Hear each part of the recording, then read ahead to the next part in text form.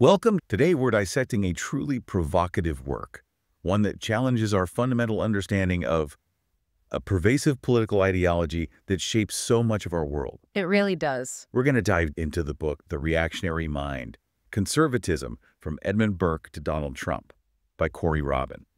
Now, this isn't just another political analysis. It's been hailed as one of the more influential political works of the last decade by the Washington Monthly. And famously called the book that predicted Trump by the New Yorker. So what's the core argument here? Well, Robin's work is a fascinating and, frankly, pretty unsettling reinterpretation. He proposes that what we commonly call conservatism isn't, a fixed set of beliefs, like a static political platform you can just point to on a website. Instead, it's a recurring dynamic reaction. It's a continuous evolving struggle to preserve established power and hierarchy whenever they're challenged by what Robin terms emancipatory movements. Emancipatory movements. Well, movements seeking greater equality or freedom. We're talking about everything from the French Revolution, which deeply troubled Edmund Burke, right through to the Civil Rights era, and even contemporary fights for social justice. It really shifts how you might see centuries of political thought. So if it's not primarily about tradition just for tradition's sake,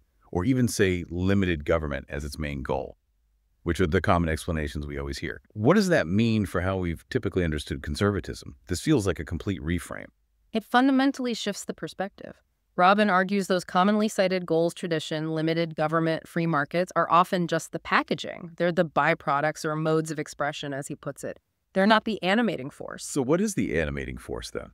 The truly animating purpose, the core insight here, is much more fundamental. He calls it a meditation on and theoretical rendition of the felt experience of having power, seeing it threatened, and trying to win it back. The felt experience of having power, seeing it threatened, that's potent. It turns our traditional understanding on its head. It reveals a much more active, even you could say aggressive posture than simply preserving the status quo. It's less about a philosophy and more about a persistent struggle for dominance. If conservatism is fundamentally about defending hierarchy and power, where does this battle primarily take place? It can't just be in parliaments and presidential offices, right? Exactly. Robin's focus on what he calls the private sphere, specifically the family, the factory, and the field. He argues that the primary objective of conservative political argument has always been the maintenance of these private regimes of power.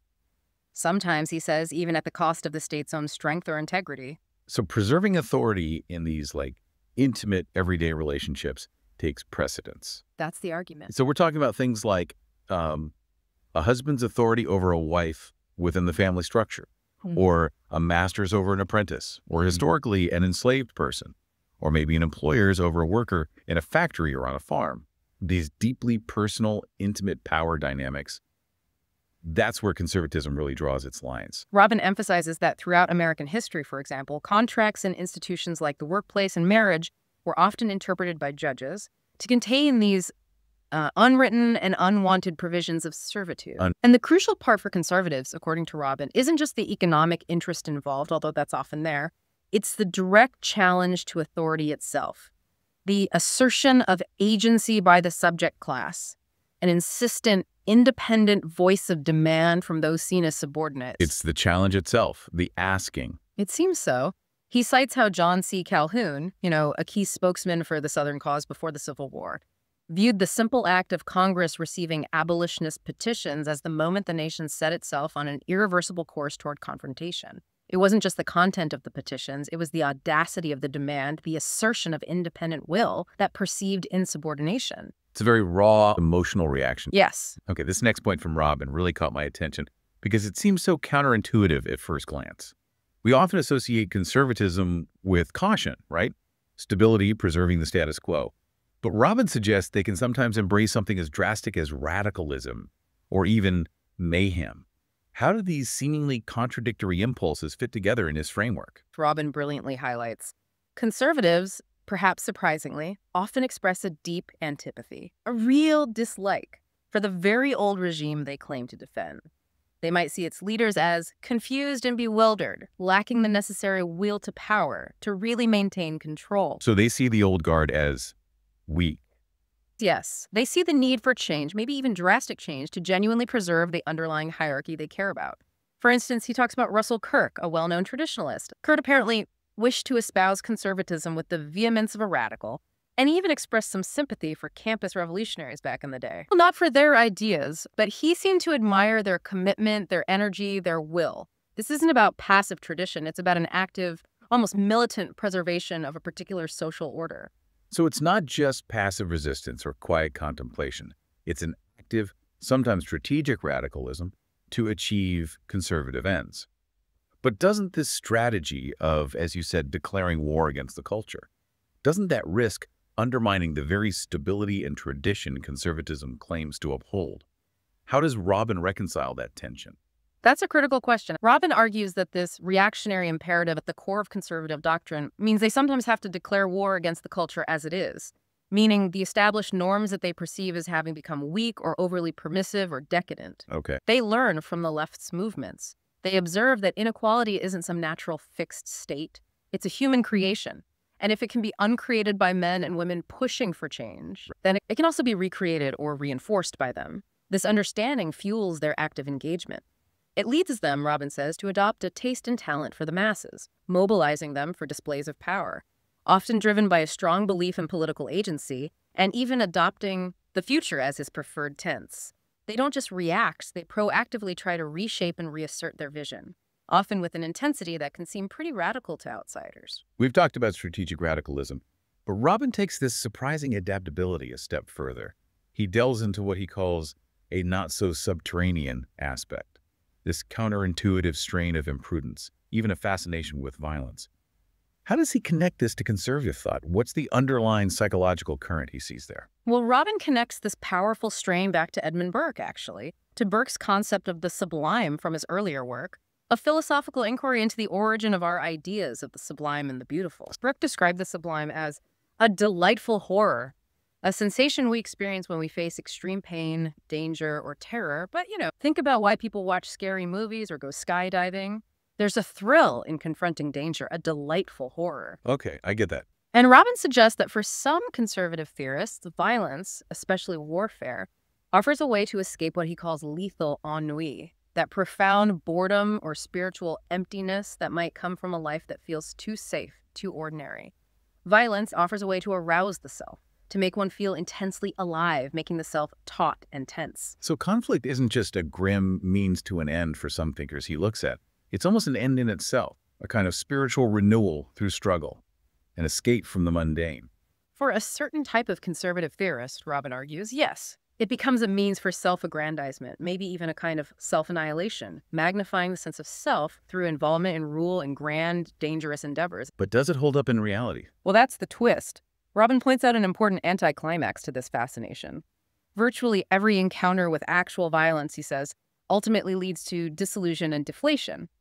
When pain and danger press too nearly and become brutal realities rather than distant fantasies, they lose their sublimity. They become, as he puts it, as cheerless as a discussion of the tax code. So the delightful horror quickly gives way to just grim reality. Turns out actual pain is rarely sublime in practice, only in theory. We've talked about the struggle for power in the private sphere, and even in these abstract theories of violence. But how does this fundamental concept of struggle, of proving one's mettle, extend into the economic realm? You mentioned Robin suggests early conservatives were kind of wary of capitalism, so how did it transform into this proving ground for a different kind of warrior? That's a crucial evolution he traces. While early conservatives were indeed ambivalent about capitalism, maybe viewing it with suspicion for its disruptive tendencies, its overturning of old orders, their successors increasingly embraced the idea of the marketplace as a proving ground. Here, warriors of a different kind, entrepreneurs, capitalists, could prove their mettle, not with swords, but by wresting resources and seizing wealth. Like a modern battlefield. In a sense, he quotes William Graham Sumner, who famously stated, "Liberty is a conquest." This perspective transforms the capitalist from just a mere wealth accumulator into a ruler of men, whose primal act of transgression entitles him to command, not just to earn a profit. So it's less about creating wealth for its own sake or even for broad societal benefit, and more about demonstrating superiority and power through economic means, almost like a modern-day knight proving his worth on the battlefield of the market. It fundamentally changes how we might understand the motivations and the perceived purpose of economic actors within this framework. It becomes about the struggle for dominance and the creation of new values.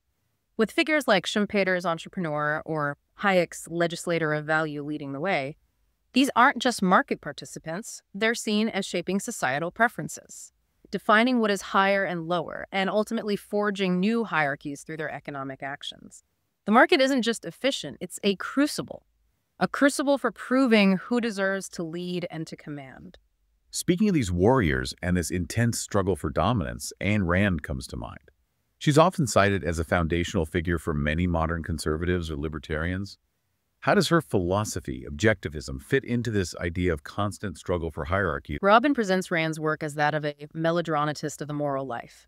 He says that for her, difficulty is never the result of confusion or ambiguity. Her ethics are rooted in the stern and stark exigencies of life and death. Every choice becomes a high noon moment. She wrote, "There's only one fundamental alternative in the universe, existence or non-existence." This isn't subtle stuff. It's a stark, almost brutal framing of human experience.